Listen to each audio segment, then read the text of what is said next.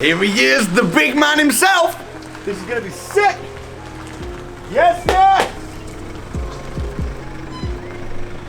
What is happening? Right, man. How's things? You, brother. It's good to see How you. you doing? Man, it's been a long time. It has. Last time he was here, we were doing eviction stuff. Yeah. Right, man, come on through, bro. Feels so surreal being back here as well. The last time I was here, it was like all sweaty pits and being sat in the boardroom under pressure. Yeah. It's a lot more chilled now. Chilled now. Now you're a guest and a friend. Hey, what's up, guys? Welcome back to my channel. This week, we have one of the most incredible stories you will hear in your entire life. I want to introduce you to a guy, you probably already know who he is, called Lawton Hopwood from Hopwood Homes. He has, over the last 12 months, done ridiculous things in property. He's gone from co-deal sourcing to becoming a developer. Now he is crushing it, making serious amounts of money. He's one of the most inspiring guys that I know. And Lawton, welcome to Winners on a Wednesday. Thank you for having me. I feel like that deserves a round of applause, Yeah. that introduction. I was like getting hyped up listening to You're it. like, who's this guy? Who's this guy? Yeah, it's me. Yeah, how did it feel when you walked in here this morning? Oh, it was a bit, I walked in, I was like, the last time I was here, it was through the eviction, and I was like nervous, I was sweating all the time in the eviction, I didn't know what was going on. It kind of brought loads of flashbacks back, but then I realised, like, we've done that now. New season. It's chilled now. New season. Well, listen, I'm sure people watching this have got an idea who you are. Maybe they've seen the eviction, maybe they've seen the financial freedom challenges that we've done together. But for anyone that doesn't, why don't you just walk through and tell us how this all started? Yeah, of course. So obviously, he's introduced me as Lawton Hopwood. I came into Samuel's life probably, what was it, the 22nd of June last year. Yeah. I'd been made redundant from my job. I had a well-paid corporate job. I thought that was my career, but I've always had interest in property. Got made redundant, messaged Samuel and just said, look, I've been watching your stuff for a solid week. I've done 11 viewings. I've put offers in 2 properties. And I'd built like a buyer's pack, an investor's pack, what I'd learned from your videos. And I said, do you mind just having a look at it and just checking to make sure that it looks right? And he was like, looks dead professional, looks sick, bro, keep going. So that from the start there led me to posting on social media, like I said, viewing plenty of houses. I was trying to co-deal source to make a living. Don't forget, I'd just been made redundant in a global pandemic, which, you know, my carpet, the rug underneath me had been pulled from, and I was literally like shitting myself. So your job prior to getting made redundant was what? I was a project manager for a construction company, so I overseen builds such as City West Tower in Manchester, apartments and small developments as well. Now, at the time when you got made redundant, you didn't tell anybody. No. Why? I couldn't bear it. I just couldn't. A lot of it was a bit of pride as well, you know, but I couldn't bear the thought of having somebody say, you know, put their arm around my back and say, you know, it's all right, Lawton, you'll find your feet again, you'll get another job. I didn't want that. I kind of wanted somebody to say, look, Lawton, this is your chance now. Yeah. You've got a moment to sink or swim. You can change your life if you do something. And that was the sort of voice I had in my head. Yeah. I didn't want anybody else. I didn't want my mum. The only person who knew was my partner, Rachel. And even Rachel was like nervous. Don't get me wrong, I was nervous. And everything I did moving forward was fear-led. Yeah. I was so afraid of losing my house, maybe a fallout of my relationship, losing my son. Just I thought everything was the worst because I had no money, I had no income. You kept it from your son? I didn't tell him anything. No. So you're in the situation, and one of your catchphrases that we, when you're not around, we say is, because you used to say a lot, I don't want this. I need this. Yeah, yeah. But that was your kind of state right then. You'd been made redundant. Now, to be fair, you could have got another job. Yeah. In fact, you were not offered necessarily, but you had options to get another job, but you turned that down because why? Well, so you know, when I got made redundant, the industry got word that I'd been made redundant. You know, I was good at my job. I built very, very strong relationships with people within the industry, and they were ringing me saying, look, I know what's happened to you. I've heard someone else has told me. We're looking for hiring. Do you want to come work with us? So I could have moved myself from that sort of what the hell am I doing in my life part back into a really comfortable, you know, well-paid job, company car, company phone and all the rest of it. I could have done that like this, but I knew that wasn't what I wanted long term. I knew that it was a moment to change my life, and that was the be-all and end-all. And that was that saying, you know, I don't need this opportunity. Like, you don't want it, I don't want it. Yeah, other way around, yeah. But listen, the opportunity and disappointment are two things that will always happen. We'll have disappointments, we'll have opportunity. When you got made redundant, I mean, what state were you at? How did you feel when you first found out you made redundant? It was like breaking up with a girlfriend when you were 18. Right. My heart just sank. I was just like, my heart dropped. I filled with blood, and I was just like, shit, what am I going to do? Yeah. And I know for a fact that I'm not the only person that went through that situation in that time as well, because, you know, you look at the news and there was millions of people in the UK that went through the same thing, and I know exactly how they felt. Yeah. And they know, watching this, they know how I felt. It's the worst feeling you can have when you work paycheck to paycheck. You know, you live to your means, your car, your house, it all goes to the... What year was this? This was last year. What month, sorry? It was June, I got June told. 2020. So I got told in June 2020, about the 24th it was or something like that. And then I had 4 weeks of garden leave. Right. So my last pay from my job was July. You messaged me, I think June 26. Yeah. 2020, June 26. I could even find the message. And you said, I've just been made redundant. I've booked a lot of viewings. I'm binge watching your YouTube videos. Can you help me out? I was like, cool. We chatted, and I said, you need to join Samuel 365. Yeah, which I did. I did it straight away. I was already actually on it though. You said you need to join Samuel 365. I was already on it because the moment I got made redundant in June, I got off that Zoom call. I went downstairs. I told Rachel, look, this has happened. She knew something bad had happened because I was probably white as a ghost. Yeah. And I just went back upstairs on my laptop. And I straight away, this is no lie, I logged onto your 365 and I signed up for a week. And then from that moment, watched all your videos straight for a week. Yeah. And then just went out there and put in massive, massive action. What's the difference between the YouTube channel and Samuel 365? Well, you get the course, don't you? You get the online course, which I thought was brilliant because I could watch it because I couldn't get to one neither. Because that was my first thing. I'm going to go to one of your crash courses, but because it was in a lockdown, it had stopped. So I could watch the course, which I thought was brilliant, which, mate, I didn't even know what an ROI was. I calculate the ROI by the total amount invested by the amount that you're getting out, divided by 100. Times 100, sorry. Right. I didn't know how to calculate it or anything. So these sort of like what I think now is a simple thing was a massive thing. I was like, let me just pause it. Let me write that down again. Yeah. You know, because it was such a big learning curve for me. So watching the crash course, and you've got the deal finding extravaganza on there, haven't you? Right. The DFE. Right. I watched that as well, and I thought, right, from watching this, I know I can go out there and do the basics. How much did it cost you to sign up to Samuel 365? £1. £1? A frigging quid. £1. So you paid £1. Now it's £1 for 7 days, and then it's £95 a month. Unlimited mentoring, unlimited support. It's ridiculous. It's listen, for me, that quid was everything. Yeah. Like I put that £1 on there, just been made redundant.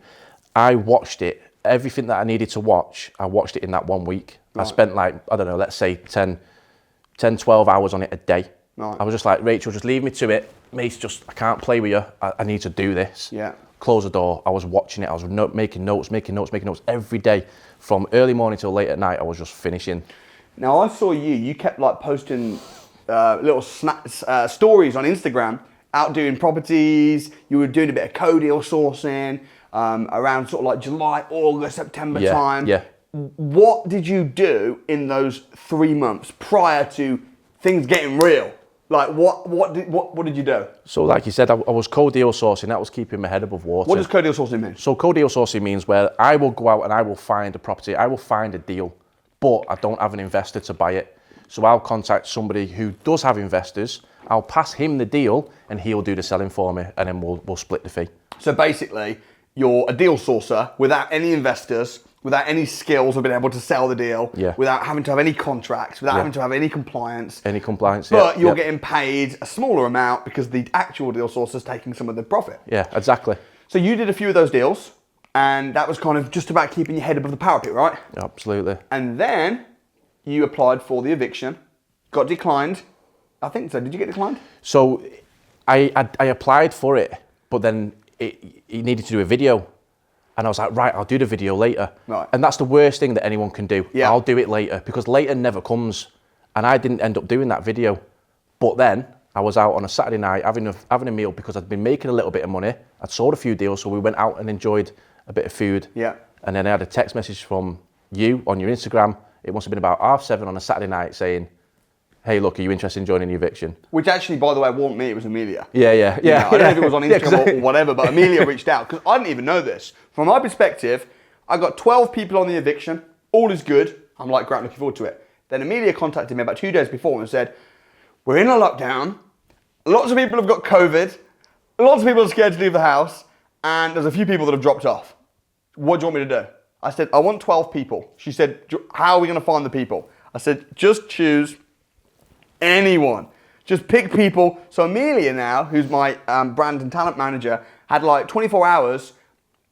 What happened when Amelia spoke to you? Like, what was, because this is a crazy story, because you had the opportunity of a lifetime, but it was a big decision with a big sacrifice. What happened? So she messaged me on Saturday, 7:30, saying, look, do you want to come on the eviction? And I was like, I just messaged back, and I think it was as simple as, yes. I'm in. Yeah, I'm in, yes. I mean, that was it. And then she messaged back straight away saying, okay, cool. Are you available through the month of November? And I said, yes, I'm in. And then she messaged again saying, okay, cool. The only other thing is it starts tomorrow. I said, yes, I'm in. And then she put, oh, just one more thing, haha. It's in London. Can you come here tomorrow at 2? I said, yes, I'll see you there. Send me the address. Yeah. And then I was like, hey, Rach, what are you doing tomorrow? Because I'm going to need the car. I need to go to London. So you came to London, drop of a hat, and then pretty much straight after, I think it was 2 days after that. Yeah. We was in it. Because you got that message right at the end of October. Yeah, yeah. So suddenly you've got to give up an entire month. Who says that? Are you free the month of November, which starts in 3 days' time? Oh, and also to come to London tomorrow. Like, so you're like, yes, yes, yes, yes, yes. What's the lesson in that? The lesson in it is don't think too much about something. If you see an opportunity come your way, you just need to jump at it. You need to take massive action. If you dwindled on it, and if I'd have took an hour and thought about it, I'd ask my cat, I'd ask my dog, I'd ask my missus, my mum, can I go and do it? I could have messaged back and said, okay, I'm in. And then Amelia could have messaged me saying, oh, sorry, it's been filled. That happened to lots of people. Yeah. You know, because it's like, are you free? Space is available. Space is available. Yes, yes, yes, in, boom. So I saw you the following day. I didn't even know you were coming. Yeah. We'd spoke on Instagram a little bit. Just a little bit. We'd never met in person. No. You're on 365. So suddenly, drop of a hat, you're there. What happened? We got dropped off in the hotel. It was supposed to be just like a bit of a briefing, something casual, like a dinner. And then all of a sudden, it was like, boom. We're actually starting it today. So it starts now. You know, literally, we begin right now. No messing. It's happening. We're on. Like, it's starting today. Like, it's not a brief. We're starting it today. This is the challenge. And I was just like, wow, this is real. And I knew from that moment that making that fast decision, and I could see the decisions that you was making, just being with you for that probably couple of hours, you were making decisions like this all the time. So I knew that I'd done the right thing. What did you think when the first person got evicted? It's tough for me. Dude, with regret, you're evicted. I couldn't believe it, to be fair. Like, what happened? Do you remember? So we got the training, didn't we? Yeah. We got the training and we had to come back. We had to complete the training. We all arrived and then there was one girl that come late. So you said, look, be back at London at this time, 2 o'clock. So, you know, I get there at probably like 1:10. There's a McDonald's around the corner. I've got loads of time. I'm chilling. And then come say like 2:20 or whatever, when we were supposed to be there for 2, that girl, Anicia, walks in and I was like, oh shit. And then we got into the room and then all of a sudden it was like, so thanks for coming. Why are you late? And I was just like, uh-oh. And it was like excuses after excuses after excuses. And it was just like, basically, I'm sorry, but you're evicted. You can't carry on. Yeah. It was just like, wow, this is real. Like it was like, the dinner was a briefing, but then it turned into be a challenge. The first time back for the challenge, people were just getting dropped like flies. I think Jamal was the first person, you know. Yeah, for the training. He didn't finish his training. No. It's like, you didn't finish training, man. You had one job before you got here. You're evicted. Yeah. Off you go. Yeah. People were just shocked. Everyone. I remember sat there at the desk and I looked at Faz and Faz went, and I was like, yeah, because there's YouTube Samuel Leeds and then there's business Samuel Leeds. And YouTube Samuel Leeds might be like, hey, what's up, Samuel? But then in business, it's bang, bang, bang, fast. But I don't think people realise that when you're acting like that and you're being fast, what you're actually doing is you're showing an example of how you've got to be in real life. Yeah. Because you do need to make fast decisions in real life. If I didn't make that fast decision in my real life, I wouldn't have been on the eviction. Yeah. Now, if you didn't evict somebody so quickly, you wouldn't have set a precedent for everybody else. Yeah. And then that moment I knew, this is not a game. Yeah. This is real. Right. This is a real competition and I need to knuckle down. So that whole month, give me a summary of what happened that month. On the eviction. I'm stressed. I'm stressed on their behalf. I'm confident we're going to win. You've got till then to sell that deal. I would recommend you sell it tonight and you get the money in your bank tonight. I've just secured a deal in Warrington. Tonight's going to be hard. It was a whirlwind. It was an emotional roller coaster. It was incredible amount of learning. We got put through the whole E-Academy. You know, we had the lease option boot camp, which was sick. I ended up walking away with 6 lease options from that. You know, it was incredible. It's funny as well because on the eviction, out of those 6 lease options that I secured, I ended up selling one of them to Evans. Right. Evans bought one off us. So I still got 2 of them and then I sold the rest of them afterwards as well. Great. The rest of the eviction, you know, people getting dropped left, right and centre, and then it was the last 3 of us. We had that big reef up in Durham, which was, you know, that was great. That made me also realise that, you know, property investing, whether it's deal sourcing, project management, looking after other people's money or other people's assets, us in there in that property looking after your asset and doing it to that standard that we did, I just realised that this is something that I need to be doing. Right. Like it just made it, like, don't get me wrong, I was clear before, but this made it crystal clear that I wanted to do it. So during the month of the eviction then, skills high, we spent a lot of Massive. time together, hardcore, intense. It was honestly like, we'll go on to it when we get to the FF Challenge as well, but like I thought that I worked hard. Come the eviction with deadlines set for like 4 hours in front of you and you're like, okay, I need to go now. Yeah. It makes you really work. It makes you sweat, put it that way. It makes you sweat. Would you do the eviction again? 100%. 100% I would. But if you're going to do it, you need to have a little bit of something about you because it's graft. Yeah. Like it's hard graft. Yeah. The level of the learning and the training that you get, coupled with the hard work and the graft, like you could be unstoppable. Absolutely. So you got through to the finals. Yes. And the actual the final is still ongoing. Yeah. Which is crazy because the ultimate prize is the millionaire challenge. So someone's going to become a millionaire. Yeah. That is to come. But the 3 of you, one of you was going to win an FF challenge. That was Evans, yourself, and David. And I liked all 3 of you so much. I just said I'm going to do a financial freedom challenge with all of you. So I pretty much back to back lived with Evans for a week, helped him become financially free. They did the same thing with you, the same thing with David. In that week, I think that was probably even a bigger game changer to the eviction potentially. I don't know. I mean, what happened in the week? Yeah, for me, it was because, you know, I got to see what you was like in real person. I got to see your work ethic. But for you to actually spend that week with me from the morning we wake up to the morning we go to bed, and I can see how switched on you are. Again, I just said it before about the eviction. I thought I worked hard until I went to the eviction. Then my level stepped up. From the eviction, I thought I worked hard until I went on to the FF Challenge with you. And then I realised that is how I need to be. Yeah. Everything that you were doing, everything on your phone, everything was laser focused to business and creating opportunity. Yeah. Nothing else mattered. And it made me realise that that's exactly how I need to be anything in my life, to be successful.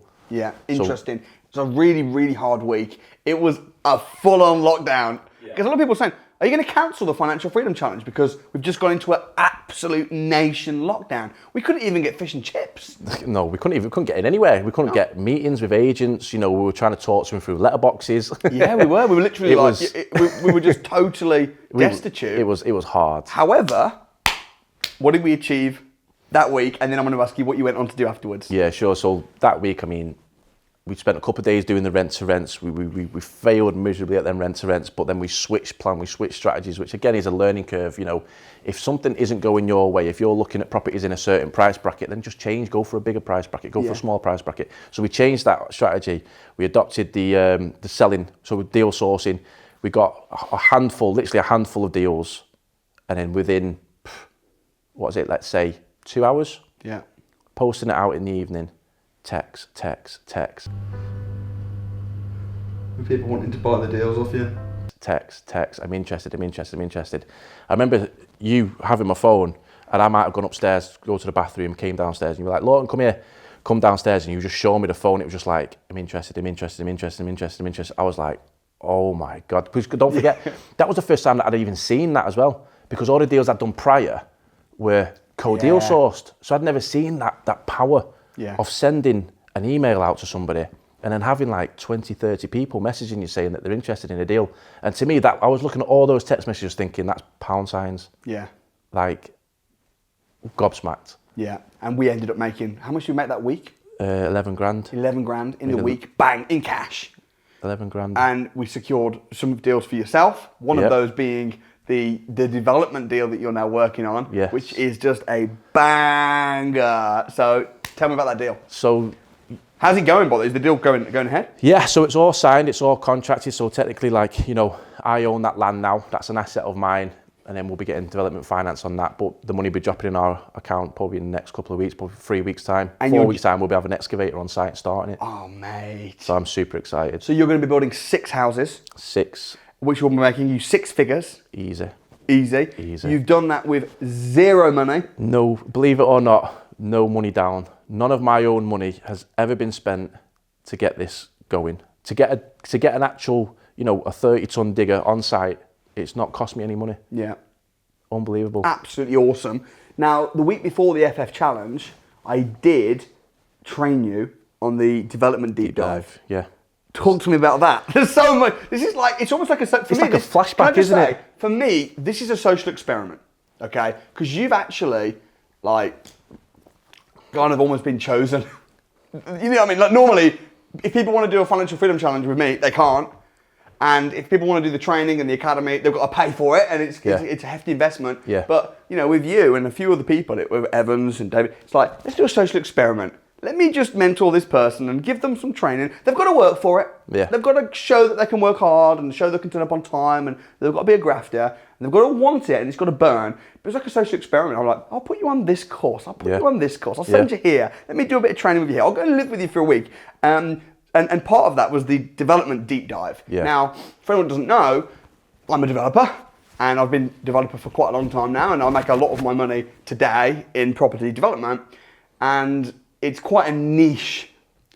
Most people want to start a bit of deal sourcing or rent to rents or buy to let, but a lot of people then want to go on to development. So I train some of my advanced students on development, but I just threw you right in at the deep end and went, right, come and do our development deep dive training. You came on the training. It was at the castle. Yeah. Lasted a couple of days.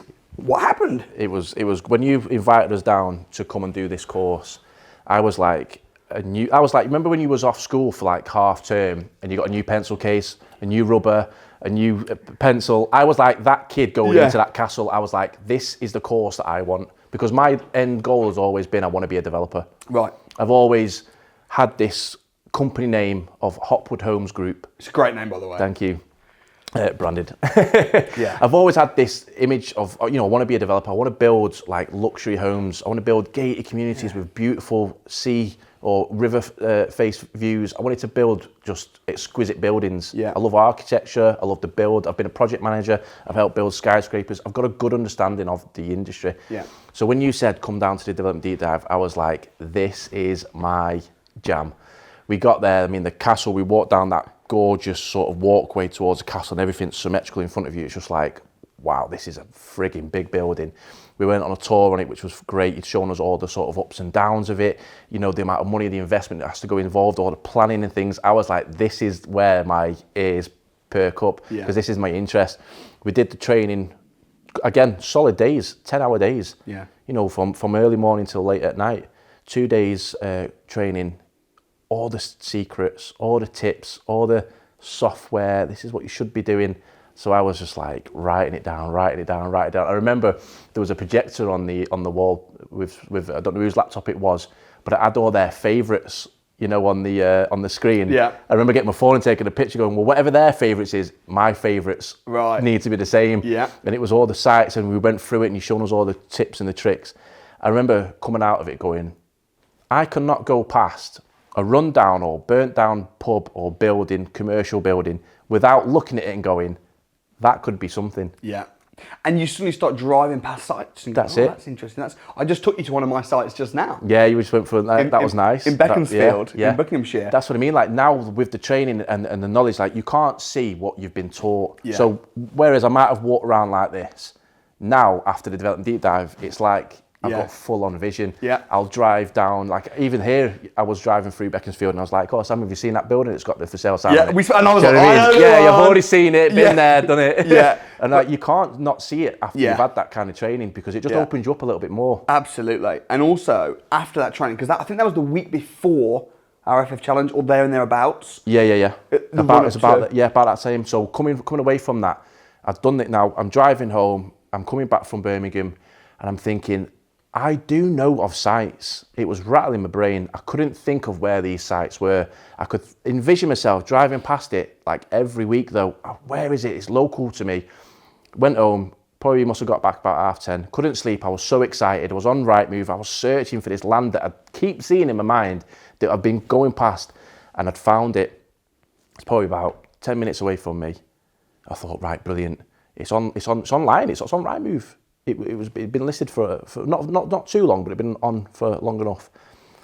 The next day, dropped Mason off at school and just drove straight to the site. I thought, again, it's action, isn't it?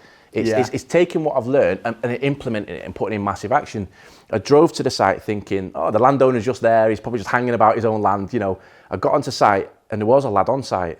So I jumped out of the car, went over, introduced myself and said, look, I'm interested in buying this land. I said, you don't happen to know who owns it, do you? Yeah, it's my uncle. So I was like, wow, built a bit of rapport with him, had a good chat. He showed me around, he walked me around the land, he walked me around the yard that he uses for it, just to like build cars and things, and told me the full backstory of it. And I said, is there any chance? I said, I know it's cheeky. I said, is there any chance I can just get his mobile number? And can I just speak to him directly? And hopefully I can do something with him. Yeah. He was more than happy to pass his mobile number from there. And then, from there to where we are now was multiple meetings, trust building. And it's... Well, I remember when, because the clinching of the deal, the big deal was when we were doing our challenge together. Yeah. And you said to me, we were trying to do rent to rents, we're banging our head off a brick wall, and you were like, I just want to do development. And part of that was the lockdown, but part of that might have been the fact that you wanted to do development so bad. I think there was a tiny part, maybe you'll disagree, where you might have even been sabotaging the rent to rent slightly. A little bit, probably. Just because you weren't as hungry for it? Yeah, probably, yeah, because my interest has never really been in rent to rents even now. I just feel like the things that I want are much bigger and better. And I remember you saying to me, I'm not bothered about having a passive income of $2-3 grand a month right now. I want to work my ass off. Yeah. I want to make lots of money and I want to have big development deals. Rent to rents aren't... We dropped rent to rents. I was like, right, let's find some development deals. Let's find...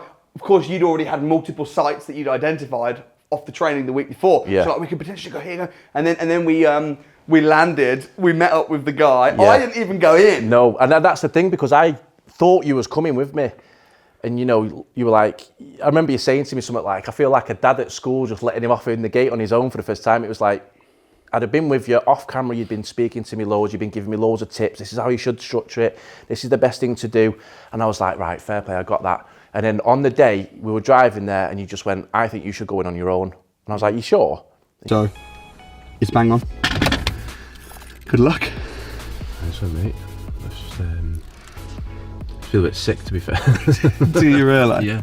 You've not got anything to lose. I know. And and everything to gain. I know, and that's the way I'm looking at it, because like this opportunity, if I can get on with this person and get this deal to build these 6 houses, like this is like the dream. And you were like, yeah, do it. And I thought, do you know what? If Samuel believes in me, I should be believing in myself as well. Yeah.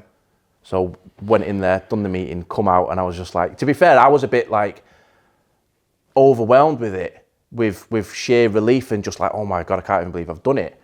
To be even super excited, and you're jumping about going mad like, oh my God, I can't believe you did it. And I was just like, mate, I can't believe I did it. Yeah.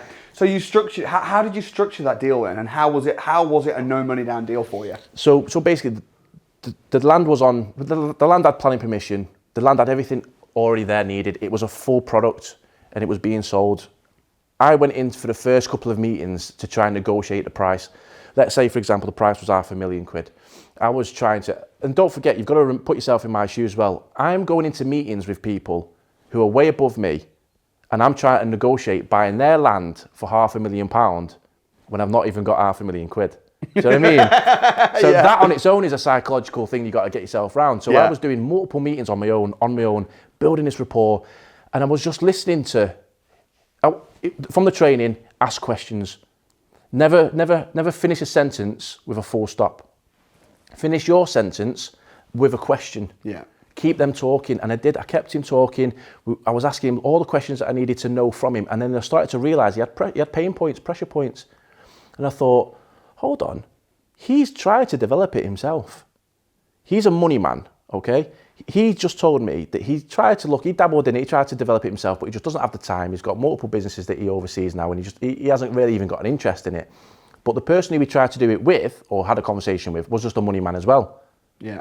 None of them are developers, none of them have got experience. When you say money man, what do you mean? So like, they're both really successful businessmen, but Yeah. not in property. They don't get development. No, they don't. They don't understand how to appraise a site, work out the GDV, get the planning properly. Exactly. They didn't get any of that. Right. So I thought, geez, if I present him an opportunity where it's a hands-off for him, he can still get his land, but at the back end, with a percentage of the profit, this could be really attractive to him. Yeah. And that is the structure of the deal.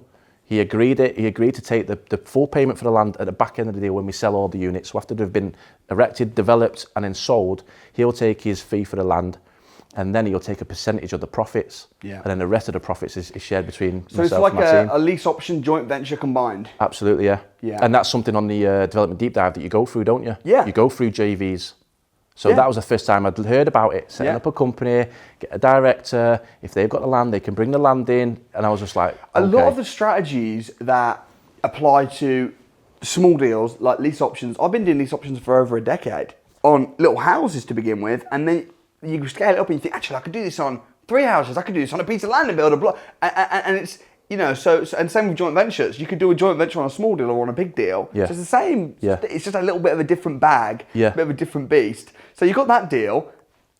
After the Financial Freedom Challenge, did you just continue with the deal and a bit of deal sourcing, or have you stepped up a whole new level since? Like, what's happened? Yeah, so I mean, where'd you go from a development? You know, my first ever development that I got was a 6 new builds with gorgeous, you know, riverside views.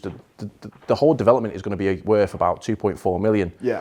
You know, once it's finished, and I was like crystal clear, knowing that development is where I want to be. Yeah. But you've got to remember, from a business point of view, developments take a long time. Right. It might take 9 months before you get your money. Yeah.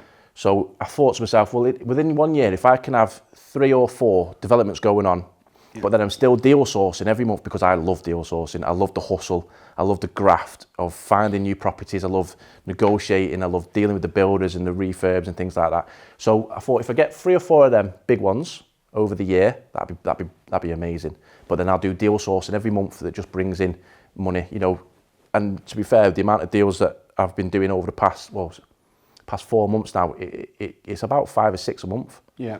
And how much on average are you charging for a deal? It ranges between 3.5 and 4. So you're making about what, 10, 15 grand? No, about 20, 25 grand a month. Wow, 20, 25 grand a month. Just from deal sourcing alone, and that doesn't even include what I'll get onto in a minute, which is I've just sold a portfolio for 1.8 million, which was 26 houses. That's just been signed for this week as well. Right. So the fee on that is, you know, it's 3% of 1.8, so it's serious- like 36 grand. Some serious dollar. What was 36 grand, sorry? The portfolio that we just sold. Oh, wow. So Wow. £36,000 for that. Yeah. And then we've got a meeting on this Monday for some land that we're selling. That's 1.3. So the profit in that for me is going to be about 50. One of the things I used to pull you up on 6 months ago was you used to say, and you remember when you used to have a meeting and you used to say we, and I'm like, who's we, dude? Yeah. It's Yeah. just you, man. What are you talking about, Yeah. we? And you said, no. I want to feel like I'm part of something a bit bigger. Yeah. Right, now you're Hopwood Homes. Have you, if not, when will you be taking on your first member of staff? So yeah, definitely be taking on some staff. It's got to the point where, you know, managing my own diary is getting difficult. Yeah, you know, I bet. It's getting hectic. So yeah, I'll be looking at taking on people to help us with the deal sourcing for sure. And I'll be hopefully then concentrating more on the development, which is where I want to be. One of the things I told you about the Financial Freedom Challenge is I said, not only is it going to set you up and you're going to get all the money you'll make and the skills, the money that you'll make. Most people say, can you do a Financial Freedom Challenge with me? Because they want the money, right? The money's good. The deals, the money, whatever. But more important than that is the skills that you'll get from the week. Absolutely. Like I hear, because I'm still massively into, like, you know, personal development. I like all the people that you're interested in, Grant Cardone, and they say it. You know, if they were to have all their money taken off them, but they still had this, and what they've learned, they could make it back. Yeah. And I feel like I'm in that position now. You know, I feel like if I lost all of my money for whatever reason, but I still kept my knowledge of what I've learned, I can just do it again. Yeah.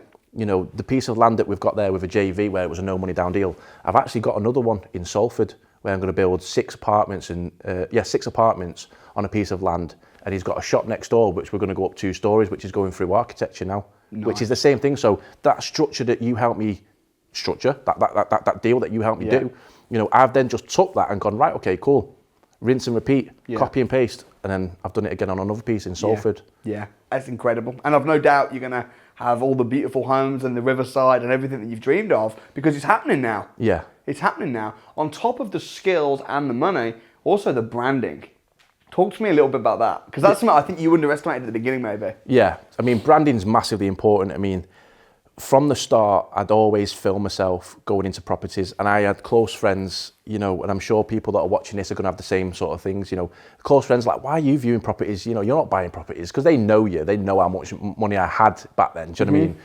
So they're like, you know, why are you viewing properties? But I'd always film myself in properties, viewing them, and it was like a small mini version of Homes Under the Hammer. I'd rub walls and be talking about like the architrave and talking about the plastering and things like that. But I think the most important thing is you've always got to brand yourself. If you don't tell everybody who you are and what you do, it's like having a shop with the shutters down, trying to sell groceries. Yeah, it's just not going to work. You've got to be brave, and I think some people feel like when they're starting out, they're really embarrassed. Yeah, to say they're a property investor. Yeah, because it's like, you don't own any properties. Yeah. You don't. But it's like, no, I'm speaking it out. Yeah. But what I was also talking about was like the actual video itself that we did. I mean, what came of that? So I mean, the exposure off the FF Challenge and the eviction as well. You know, the branding that I got off the back of that, it was credibility, trust, and people liked me, which I was. Honestly, when I say I could show you my phone, I honestly got about probably 300 to 400 messages off people saying you're an inspiration. I went through exactly what you went through. I can fully relate to everything that you went through. How did you cope with, you know, with your partner and going through that tough time and your son? Like, there were so many people that had or were going through what I had been through. Yeah. And it was incredible that, you know, people were looking at me as a source of inspiration. Like, look, if he can do it, you know, I can. And I think that's absolutely amazing, because at the end of the day, I am nothing more than just a typical northern lad. Yeah. You know, there's nothing special about me, except that I will say I have got, you know, I've got a bit of something about me, got a bit of balls, because you do need to go out there and tell the world who you are. Yeah. Like, I'll say it forever, tell the world who you are and what you do. And the funny thing is as well, is that you came through the eviction and you had that challenge, the refurb challenge. Yes. But now, if I'm struggling with a refurb, or if I've got an issue and it's near your neck of the woods, who am I going to be picking up the phone to? Yeah. My man Lawton Hopwood from Hopwood Homes. Yeah. You know, so you've inspired so many people, and as a result of that, you've been able to do business with so many people through the sourcing, development, joint ventures. What would you say to somebody that was where you are now a year ago? Quite simply, if they've got the drive and they want to do something in property, you know, whether it's deal sourcing, rent to rent, essays, is to never give up, because at the start, and even now, you know, it's like this. You have good days, you have bad days, you have good days, you have bad days. Just because you might have, say, 4 out of the 5 bad days if you're going to do it on Monday to Friday, because trust me, I do 7 days a week. You know, if you're going to do it like that, just remember that they're not always bad.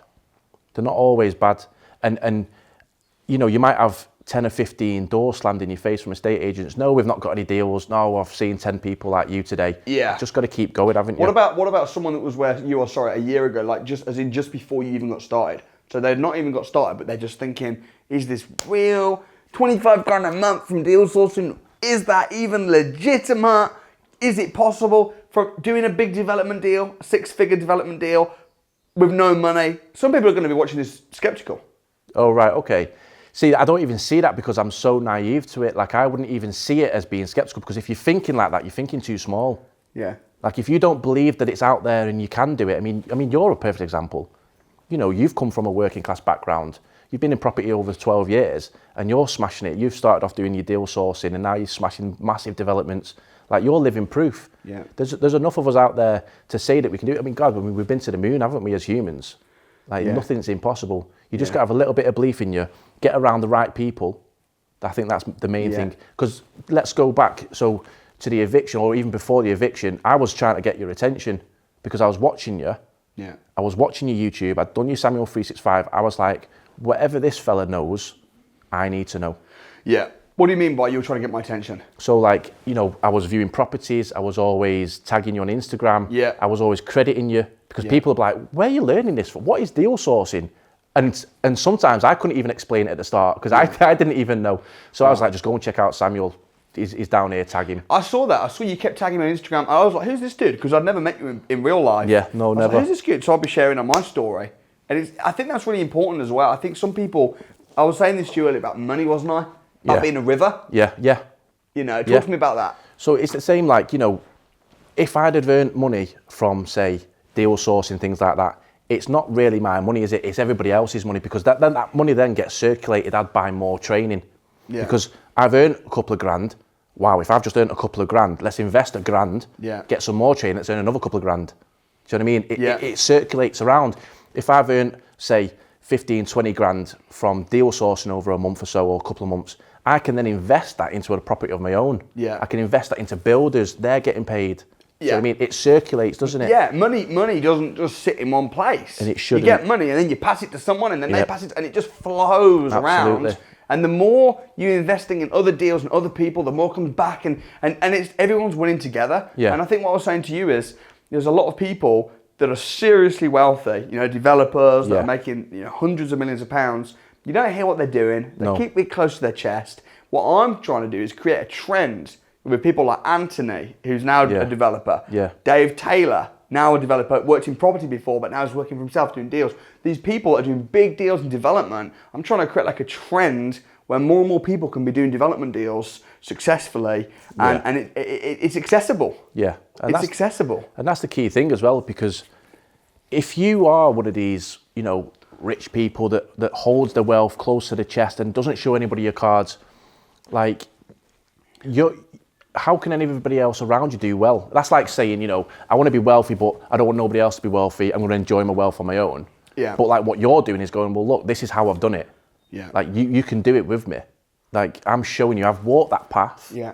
I'm showing you what to do. Just follow my footsteps. Yeah. And that's, and I'll be honest with you, you know what I'm like. I'm not someone who blows anybody's trumpet or anything like that. But I think that's the reason why I was so connected to you from the start, was because you were so clear on the way that you spoke about deal sourcing. Look, just do this, this, and this. That's how you get a deal. Yeah. Do this, this, and this, and that's how you sell it to an investor. Like, I loved how crystal clear it was and how transparent you was from your YouTube videos. So I knew that if I got onto the Samuel 365, that all the other golden nuggets are going to be there, where I know exactly what to do with the contracts. You know, they're worth the weight in gold. Yeah. You know, things like that. Yeah. You know, I still use it today. It's on my phone. The viewing checklist. Yeah. Such a simple thing. But before, I was walking around looking at a property going, oh yeah, this looks in good condition, but I didn't look at the boiler, I didn't look at the electrics cupboard. But on your viewing checklist, you know, you've got all them tips and, you know, that make a massive difference. What's been the biggest high over the last 12 months?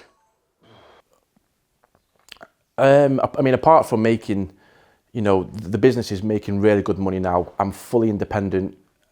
I would say that I am financially free because I can do what I want when I want. You know, I work on my own diary. Yeah, you choose to work hard. Yeah, but absolutely. you could very easily stop or systemize, but you're choosing to. Yeah, I mean, I love it. I think one of the biggest highs for me was when my son, I overheard my son at rugby talk to his little mate and say, oh, my dad's a property investor and he builds houses. And I just thought, you know what, that's why I do it. Yeah. Getting a bit thinky about it now. Oh. Sometimes you forget like your why. Now, if your why isn't, if you've got children, obviously, like if your why isn't your children, then what the hell are you doing it for? Right. Do you know what I mean? Because you're doing it for them. I'm trying to build generational wealth. I'm not just trying to build myself a little bit of money. Yeah. I'm trying to build generational wealth for him, for his kids. You know, I want to do big things in my life. I couldn't be more proud of you, bro. And the success you've got couldn't have gone to a better person. Thank you, mate. We are going for a Nando's in a few minutes. then you're coming on the crash courses and some of the tour dates. Yeah, I can't wait for them. Like I said, this has been a year waiting. You know, when I got involved with you, the crash courses had stopped because of lockdown. So, you know, I've been patiently waiting for them to open back up. So I'm on all 3 of them. Well, there's 5, isn't there? So I'm coming to 3 of them. Yeah, which I can't wait. People will see you around, man. Yeah, at the events and stuff. Yeah, and you know what? I can't wait to give them my time as well. Yeah, because that's me paying it forward. You know, it's like a book. I bought your book as well. That's one of the first things I did. I forgot to mention when I got on the Samuel 365. I seen like an advertisement on your website for the book, and I thought, right, I'm bloody buying that because buy low, rent high. I'm getting it. I need to know it. I've read it and I've give it to a friend now. I'm like, I've read it, pay the way forward. Listen, you need to read this book and get onto this fella. Trust me. So when people come and see me at the crash course, I can't wait to spend time with them and answer all the questions that they've got because I can't wait to help somebody else as much as what you've helped me. That's so great. That's so great. Another thing is as well, Millionaire Challenge. What's that and how's that going to be announced? Oh, well, I mean, the Millionaire Challenge is following off the back of the eviction where we all won, didn't we? We all won the eviction. We all got the FF Challenge. So the Millionaire Challenge is like the ultimate prize. So we're going to get that. You've got no idea what's in store, by the way, for that. Yeah, I don't even know. No, so I mean, I'm talking about something that I don't even know what the winner's going to get yet, but it just sounds good. Basically, I'd say more than anything, it's doors opening. Oh, yeah. You know, to meet a lot of A-list people. And do some, you know, I mean, I think that's probably the biggest way. And then also some of the surprises. But how's it going to be announced and when? Because obviously I haven't made my mind up yet. There's you who's killing it, David's killing it, Evans is killing it, all in very different ways. Yeah. You know. Yeah. So how's that going to be announced? So I think the best way for it to be announced would be on an event, wouldn't it? If we set up an event, got loads of people there, made it a really cool, fun Q&A interactive moment. You know, reunion. Yes. On stage. Yes. Get everybody there. That's the plan. So that's going to be coming real soon. And no, I just want to say, bro, mad respect. What does your partner Rachel? What does she think of all this?